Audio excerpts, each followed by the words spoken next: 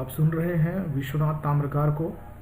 मैं सहायक प्राध्यापक कंप्यूटर साइंस संत गुरु घासीदास महाविद्यालय कुरुद। और आज हम जो टॉपिक डिस्कस करने वाले हैं BCA फर्स्ट ईयर, सब्जेक्ट है प्रोग्रामिंग इन सी लैंग्वेज, और जो यूनिट पढ़ने वाले हैं वो है फाइल हैंडलिंग। तो बात अब समझ में आती है कि फाइल हैंडलिंग को पढ़ने से पहले हम देखेंगे कि फाइल वास्तव में होता क्या है। तो जैसा कि आप जानते हैं कि आप प्रैक्टिकल फाइल बनाते हैं, आप एक कॉपी मेंटेन करते हैं, तो ठीक उसी प्रकार और आप उसमें क्या करते हैं, डेटा लिखते हैं, राइट करते हैं और कंटेंट ऐड करते हैं। उसी प्रकार हम कंप्यूटर में भी डेटा को स्टोर कर सकते हैं और उसे हम क्या कहते हैं, फाइल का नाम देते हैं। ठीक है, तो एक छोटा सा डिस्क्रिप्शन यहाँ पर दिया गया है, आप देख सकते हैं। A file is a container in a computer storage device used for storing data. Data is stored in a computer memory as a sequence of byte, regardless of it being a text file or an image file or a video etc. A file is used to store a large volume of persistent data. जैसा कि definition में दिया गया है कि computer memory में वो sequence of bytes के टर्म में स्टोर होता है, और बाइट्स मतलब 0 एंड 1s। आप चाहे कोई टेक्स्ट फाइल स्टोर कीजिए, चाहे इमेज फाइल स्टोर कीजिए, चाहे कोई वीडियो स्टोर कीजिए, वो सिस्टम की मेमोरी में बाइट्स के टर्म में स्टोर होता है, which is in the binary format, जो कि 1-0 के फॉर्मेट में होता है। एक और टर्म आता है यहाँ पे, परसिस्टेंट डेटा। डेटा परसिस्टेंट मतलब वो परमानेंटली डेटा जो है वहाँ पर स्टोर होता है, परसिस्ट करता है। ठीक है, अब यहाँ पे एक क्वेश्चन आता है कि हमें फाइल की ज़रूरत क्यों पड़ती है। ठीक है, तो फाइल की ज़रूरत हमें इसलिए पड़ती है कि हम चीज़ों को अपने माइंड में भी रख सकते हैं, लेकिन हम कॉपी में क्यों नोट करते हैं चीज़ों को? क्यों? क्योंकि वो डेटा रहे और बाद में हम उसे एक्सेस कर पाए, रीड कर पाए। आज तक जितने भी एप्लीकेशन बनते हैं उसमें जो प्रोग्राम के द्वारा डेटा एक्सेस किया जा रहा है और मैनिपुलेट किया जा रहा है, उन डेटा को हमेशा स्टोर करके रखने की आवश्यकता होती है। जैसे कि बैंकिंग का, तो बैंकिंग में जो आप पैसा जमा कर रहे हैं वो रिकॉर्ड स्टोर होता है, और निकालते हैं तो वो अपडेट होता है।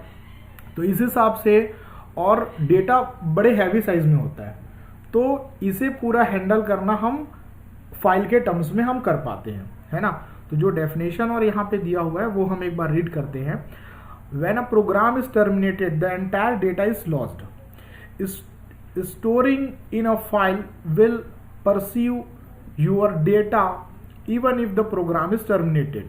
तो जब आप एक प्रोग्राम बनाते हैं तो प्रोग्राम जैसे ही टर्मिनेट होता है तो जो डेटा उस प्रोग्राम के दौरान रन हो रहा होता है, स्टोर हुआ रहता है रैम में, वो सारे डेटा लॉस हो जाते हैं, है ना। तो डेटा को परमानेंटली रखने के लिए प्रोग्राम टर्मिनेट हो, उसके बाद भी डेटा परसिस्ट करे, इसके लिए हमें फाइल की ज़रूरत पड़ती है। If you have to enter a large number of data, it will take a lot of time to enter them all. However, if you have a file containing all the data, you can easily access the content of file using a few commands in C. You can easily move your data from one computer to another computer without any changes. ठीक है, तो आप file अगर बन जाती है तो आप आसानी से उसे मूव कर सकते हैं एक कंप्यूटर से दूसरे कंप्यूटर में। तो ये थी फाइल के बारे में जानकारी। ठीक है, आगे हम बढ़ते हैं। How data is stored in file and how program interact with those files. Data कैसे स्टोर होता है, जैसे हम पहले से ही जानते हैं कि डेटा बाइनरी फॉर्मेट में स्टोर होता है। अब एक बात ये समझ में आती है कि हम अपने प्रोग्राम के द्वारा इसे कैसे एक्सेस करते हैं। ठीक है, और हमारा सी की फंक्शन इसे कैसे हमको सहायता करता है इसके लिए, तो हम ये बहुत अच्छे से इस डायग्राम जो आपको स्क्रीन में नज़र में आ रहा है उसके हिसाब से आप देख सकते हैं। ठीक है, हम अपना प्रोग्राम लिखते हैं हम, और वो उस प्रोग्राम में हम यूज़ करते हैं सी के लाइब्रेरी फंक्शंस, और वो जो सी के लाइब्रेरी फंक्शंस होते हैं उसके थ्रू हम फाइल में डेटा स्टोर करते हैं, रीड करते हैं, राइट करते हैं, ये सारी चीज़ें हम करते हैं। ठीक है, तो डेटा फाइल में कैसे स्टोर होगा, बाइट्स के फॉर्म में स्टोर होता है, और ये डेटा कैसे डिस्क में ऑर्गेनाइज होगा इसकी रिस्पॉन्सिबिलिटी जो होती है ऑपरेटिंग सिस्टम की होती है कि वो उसे कैसे अरेंज करता है, और उसका हार्डवेयर कैसा है उसके हिसाब से ये डिपेंड करता है। ठीक है, तो हमें यूज़र को, एक बार फिर से मैं दोहरा रहा हूँ चीज़ों को, कि जब हम डेटा स्टोर बाइट्स के टर्म में डेटा स्टोर होती है, ठीक है, और कैसे वो डिस्क में ऑर्गेनाइज होगा ये डिपेंड करता है ऑपरेटिंग सिस्टम पर, और इसका असर जब हम प्रोग्राम लिखते हैं तो हमें इसकी बारे में किसी भी तरह से सोचना नहीं पड़ता कि हम किस ऑपरेटिंग सिस्टम में प्रोग्राम लिख रहे हैं, क्योंकि हमारे सी के लाइब्रेरी फंक्शंस जो होते हैं वो इस हिसाब से बनाए गए होते हैं कि वो उस ऑपरेटिंग सिस्टम के हिसाब से कंपैटिबल हो। ठीक है, तो सी के लाइब्रेरी फंक्शंस को प्रॉपरली इम्प्लीमेंट करने की जिम्मेदारी होती है वेंडर्स की, कंपाइलर वेंडर जिससे हमने कंपाइलर लिया है, जैसे कि टर्बो सी है तो टर्बो सी वालों ने बनाया है उसे, और वो कंपाइलर की रिस्पॉन्सिबिलिटी है कि जिस सिस्टम में आपने उसे लोड किया है वो उसके अकॉर्डिंग कंपेटिबल हो। ठीक है, तो हमें सी के लाइब्रेरी फंक्शन का यूज़ करना होता है, और आगे का काम जो होता है वो कंपाइलर के थ्रू होता है। ठीक है, तो आगे हम बढ़ते हैं। अभी ये सारी जानकारी इसलिए दे रहे हैं कि हमको पता होना चाहिए कि क्या है चीज़ें। अभी हम आते हैं फाइल हैंडलिंग पर। ठीक है, तो फाइल हैंडलिंग क्या है? File handling is a technique. क्या है? एक टेक्निक है which allows a programmer to perform various operation on file such as to create, update, read and delete the files stored on the local file system through our C program। तो ये एक technique है जिसकी सहायता से हम file पे बहुत सारे ऑपरेशन कर सकते हैं, जैसे कि फाइल को क्रिएट करना, अपडेट करना, रीड करना, डिलीट करना। ठीक है, तो ये नीचे हमने मेंशन किया हुआ है the file operations. There are different operation that can be carried out on a file. This are, पहला है क्रिएट अ न्यू फाइल, नई फाइल बनाना, ओपनिंग एन एग्जिस्टिंग फाइल, जो पहले से बनी हुई फाइल है उसे ओपन करना, reading from a file, file से रीड करना, writing to a file, file में कंटेंट राइट करना, और आगे आता है move to specific location in a file, और है क्लोजिंग फाइल। तो ये सारे ऑपरेशंस जो हम इसमें परफॉर्म करते हैं, और सी में हमारे पास बहुत सारे लाइब्रेरी फंक्शन हमें उपलब्ध कराए गए हैं, वो हम आगे देखते हैं, जिसकी सहायता से हम ये सारे ऑपरेशंस जो हैं वो हम उस पर परफॉर्म कर सकते हैं। यह भी एक ग्लांस लुक मैं आपको इन सारे फंक्शनों के बारे में दे रहा हूँ, हर फंक्शन को हम डिटेल में पढ़ेंगे। एफ ओपन फंक्शन है फाइल ओपन करने के लिए, एफ प्रिंटफ है फाइल में राइट करने के लिए, एफ स्कैनफ है फाइल से डेटा रीड करने के लिए, F put C, F get C, F close, F seek, F get W. तो ये सारे फंक्शंस हैं जिनके बारे में हम एक एक करके डिटेल में अध्ययन करेंगे। ठीक है, तो सबसे पहला जो होता है, आपको इसमें समझ आ रहा होगा कि सबसे पहला काम होता है किसी भी फाइल को ओपन करना। ये आपके सामने एक छोटा सा प्रोग्राम नज़र में आ रहा होगा। ठीक है, और ये प्रोग्राम है फाइल से कंटेंट रीड करने का। तो इस प्रोग्राम को बेस बना के हम एक एक फंक्शन जो इसमें यूज़ किए गए हैं उसके बारे में देखेंगे। आप देख सकते हैं कि हमने एक फाइल पॉइंटर यूज़ किया है, इसके बारे में भी हम आगे देखेंगे। एफ ओपन फंक्शन हमने यूज किया है इसमें, ठीक है, और उसमें 2 पैरामीटर हम पास कर रहे हैं, ठीक है। दोनों ही पैरामीटर स्ट्रिंग के फॉर्मेट में है और इसे पॉइंटर वेरिएबल में स्टोर किया जा रहा है जो कि फाइल टाइप का पॉइंटर है। अब हम आगे इसमें देखेंगे कि ये एफ ओपन फंक्शन क्या है और फाइल जो स्ट्रक्चर है वो कैसे काम करता है, ठीक है।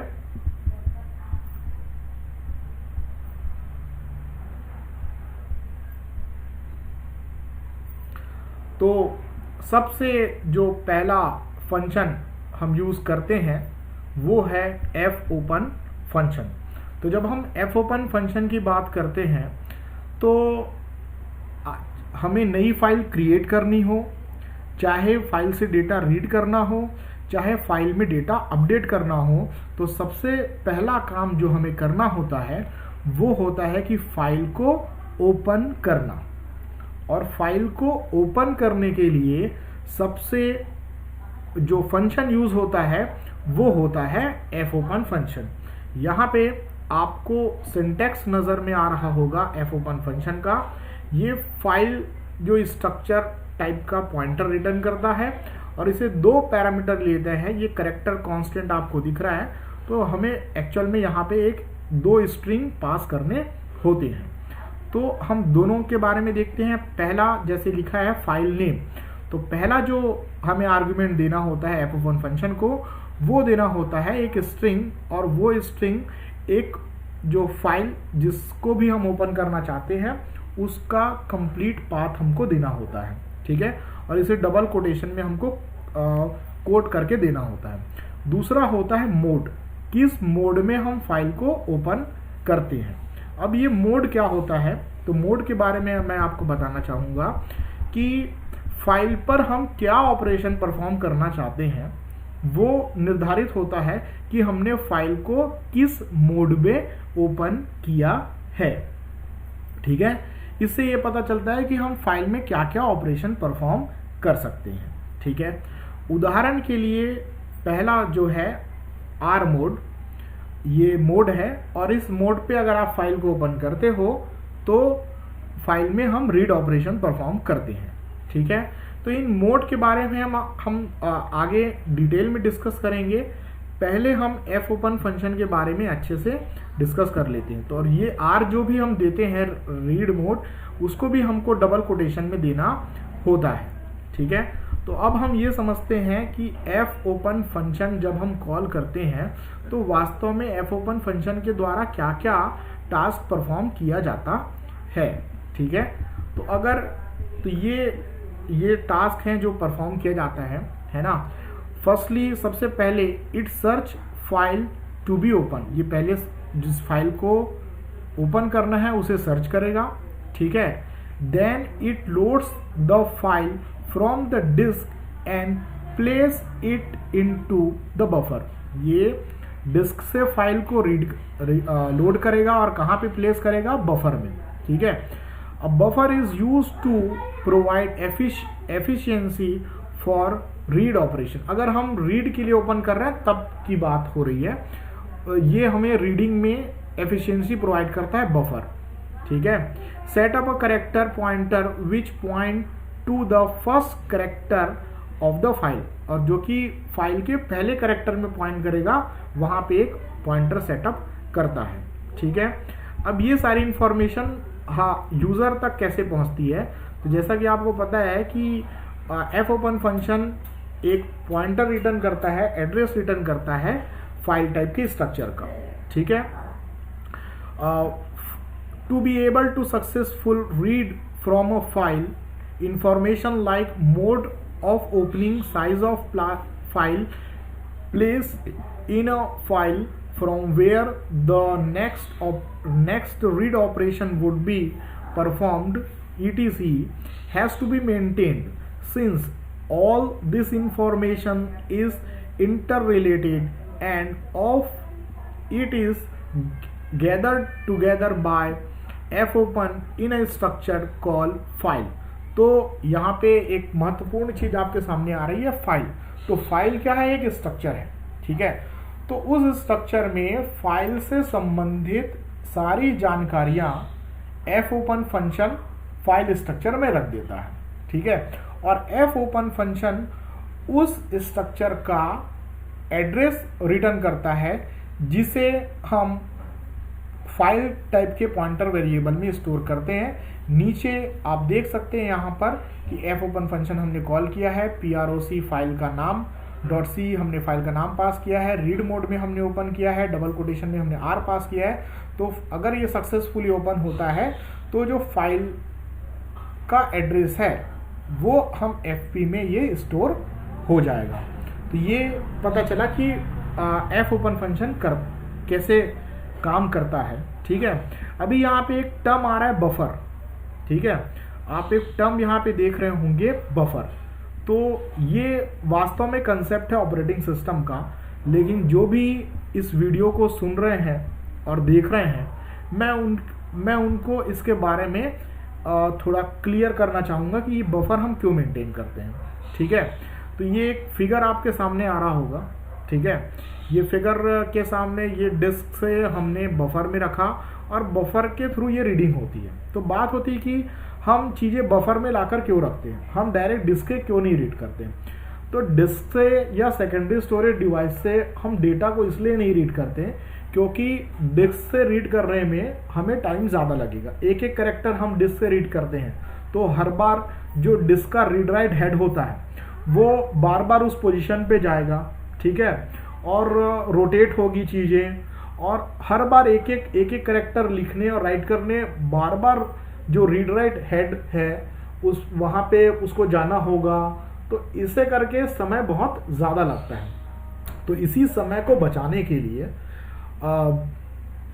अगर हम रीडिंग ऑपरेशन परफॉर्म कर रहे हैं तो instead of reading a single character we read a block of text, और उस ब्लॉक ऑफ टेक्स्ट को हम बफर में स्टोर कर लेते हैं और बफर से एक एक सिंगल कैरेक्टर वहाँ से रीड होता है। और जैसे बफर की चीज़ें ख़त्म हो जाती है फिर से एक ब्लॉक ऑफ टेक्स्ट यहाँ पे आता है। अब यही बात जब अगर राइटिंग का ऑपरेशन कर रहे हैं तो जब हम राइट करते हैं तो हम बफर में लिखना शुरू करते हैं, और जैसे कि बफर फुल होता है तो वो एक कंप्लीट जो ब्लॉक है वो जाके डिस्क पे राइट कर लिया जाता है। तो इससे जो होता है कि हमारे टाइम की बहुत ज़्यादा बचत हो जाती है, ठीक है। अब हम वापस चलते हैं, ठीक है। अब जो पहला फंक्शन हम देख रहे हैं, आपको बहुत अच्छे से एफ ओपन फंक्शन के बारे में पता चल गया होगा। एक और बात, अगर ये तो सक्सेसफुली ओपन होता है तब तो फाइल का पॉइंटर रिटर्न करता है, लेकिन अगर फेलियर होगा तो क्या रिटर्न करेगा। तो जब ये फेलियर होता है तो रिटर्न करता है नल, कैपिटल में NULL, ठीक है। अब हम fgetc हमारे पास फंक्शन है जिसके बारे में देखते हैं। तो ये फंक्शन जो है सिंगल कैरेक्टर फाइल से रीड करने के लिए इस्तेमाल किया जाता है। The fgetc function returns a single character from a file, ठीक है। It returns and of file EFO at the end of file. अगर एंड ऑफ फाइल आता है तो ये and of file character return करता है। इसका सिंटैक्स आप देख सकते हैं, इसे केवल एक ही पैरामीटर हमें पास करना होता है और वो होता है फाइल का पॉइंटर, और ये रिटर्न करता है एक कैरेक्टर, ठीक है। तो इसे हम जो है ये हम अपने प्रोग्राम में इसे देख लेते हैं, ठीक है, कि ये कैसे काम करता है। एक प्रोग्राम हमने बनाया है, उसके बाद हम fclose फंक्शन के तरफ मूव करेंगे। एक मिनट होल्ड कीजिए, ये मैं प्रोग्राम ओपन कर दूं आपके लिए। हाँ, ये प्रोग्राम आपको नज़र में आ रहा है, चाहे तो आप इस प्रोग्राम को लिख भी सकते हैं, ठीक है। तो इससे ये है कि कैरेक्टर रीड होंगे। तो पहला हमने प्री प्रोसेसर डायरेक्टिव लगाया है #include, ठीक है। और उसके बाद ये मेन हमने स्टार्ट किया। सबसे पहले हमने फाइल स्ट्रक्चर टाइप का पॉइंटर डिक्लेयर किया, fp file pointer to a file. हमने एक कैरेक्टर वेरिएबल डिक्लेयर किया है जो कि ch नाम से है, और थर्ड लाइन में हम कॉल कर रहे हैं f ओपन फंक्शन, ठीक है। और इसको दो पैरामीटर दे रहे हैं। पहला पैरामीटर है pr1.c जो कि फाइल का नाम है जिसे हम ओपन करना चाहते हैं, और हमने मोड दिया है डबल कोटेशन के अंदर r, ठीक है। तो अगर ये सक्सेसफुली ओपन होता है तो फाइल का पॉइंटर आएगा और fp में ये स्टोर हो जाएगा। ठीक है, आगे हम एक वाइल लूप चला रहे हैं। ठीक है, और लूप में हमने 1 डाल दिया है ताकि ये कंटिन्यू चलता रहे। ठीक है, आगे बढ़ते हैं, हम एक फाइल को पूरा रीड कर रहे हैं। तो ये fgetc फंक्शन है, इसे कॉल कर रहे हैं हमने पास किया है fp, और ये एक कैरेक्टर रीड करेगा और रीड करने के बाद यहाँ पे देगा। फिर हम यहाँ चेक कर रहे हैं if ch is equal to end of file, क्या ये एंड ऑफ फाइल है? अगर एंड ऑफ फाइल है तो ब्रेक हो जाएगा और लूप से बाहर आ जाएगा, फाइल क्लोज हो जाएगी। अगर ऐसा नहीं है तो वो कैरेक्टर प्रिंट हो जाएगा। ठीक है, तो ये प्रोसेस चलता रहेगा जब तक कि हम एंड ऑफ एक कैरेक्टर रीड करने के बाद fgetc फंक्शन जो होता है वो आगे पहुंच जाता है। ठीक है, एक कैरेक्टर आगे पहुंच जाता है। और हम अब अगला आते हैं, यहाँ पे एक फंक्शन दिख रहा होगा आपको fclose। तो मैं समझता हूँ कि ये वाइल लूप आपको समझ में आ चुका होगा। एक बार और समझ लीजिए, वाइल लूप हमने 1 से स्टार्ट किया है, fgetc फंक्शन को कॉल कर रहे हैं। ये एक कैरेक्टर रीड करता है, रीड करने के बाद ये कैरेक्टर जो है इस ch में कैच कर लिया जाएगा, आ जाएगा उस पर, और उसके बाद हम चेक कर रहे हैं कि ये क्या एंड ऑफ फाइल है। और एक कैरेक्टर रीड करने के बाद जो fgetc फंक्शन होता है कर्सर को एक कैरेक्टर आगे मूव कर देता है, और ये फिर वो प्रिंट हो जाएगा अगर ये एंड ऑफ फाइल कैरेक्टर नहीं है। और जैसे ही एंड ऑफ फाइल कैरेक्टर में पहुंचेगा लूप टर्मिनेट होगा। लूप टर्मिनेट होने के बाद fclose फंक्शन कॉल होगा। अब हम नेक्स्ट देखेंगे fclose फंक्शन के बारे में। ठीक है, तो हम fclose फंक्शन के बारे में देखते हैं। तो जैसा कि नाम से समझ में आ रहा है, fclose फंक्शन का इस्तेमाल फाइल को क्लोज करने के लिए किया जाता है। जैसे सामान्यतः अगर फाइल टर्मिनेट हो जाती है तो फाइल ऑटोमेटिकली क्लोज हो जाती है, लेकिन सिक्योरिटी रीजन से हमें फाइल को क्लोज करना अच्छा होता है। एक गुड प्रोग्रामिंग में आप फाइल को, जो फाइल आपने ओपन किया है प्रोग्राम में, उसे आप क्लोज कीजिए। ठीक है, तो इसमें होता क्या है ये हम देखते हैं। इसको पैरामीटर के रूप में हमको फाइल का पॉइंटर देना होता है, उस फाइल का पॉइंटर होता है जिस फाइल को हम क्लोज करना चाहते हैं। ये उदाहरण हमने दे दिया है fclose fp। When we close file using fclose, 3 operation would be performed, 3 operation perform होते हैं। The characters in the buffer would be written to the file on the disk। अगर हम राइट कर रहे हैं तो बफर में जो भी कैरेक्टर हैं वो कैरेक्टर कहाँ राइट कर दिए जाएंगे? डिस्क में राइट कर दिए जाएंगे। ठीक है, at the end of file a character with the ASCII value 26 would be written। ये एंड ऑफ फाइल को डिनोट करेगा। The buffer would be eliminated from the memory। Memory से बफर को एलिमिनेट कर दिया जाएगा। ठीक है, अब अगर ये सक्सेसफुली रन होता है तो ये 0 रिटर्न करता है, और अगर fclose फंक्शन फेल हो जाता है एग्जीक्यूट करने में तो ये एंड ऑफ फाइल रिटर्न करता है। इस क्लास पे, इस वीडियो लेक्चर में हम इतना ही देखेंगे। अब नेक्स्ट वीडियो में हम और भी जो फंक्शन हैं fgetc, fputc, fscanf, fprintf और भी कई सारे चीज़ें हम आगे आने वाले क्लास में देखेंगे। तो मैं सोचता हूँ आपको ये वीडियो अच्छा लगा होगा, और अगर इसमें अभी रिसोर्स हमारे पास लिमिटेड है, इसीलिए हम प्रॉपर वाइट बोर्ड प्रोजेक्टर इसके साथ नहीं ले पा रहे हैं। अभी लॉकडाउन की स्थिति है इसलिए। तो बहुत बहुत धन्यवाद, और हम बहुत जल्दी नेक्स्ट वीडियो में मिलेंगे।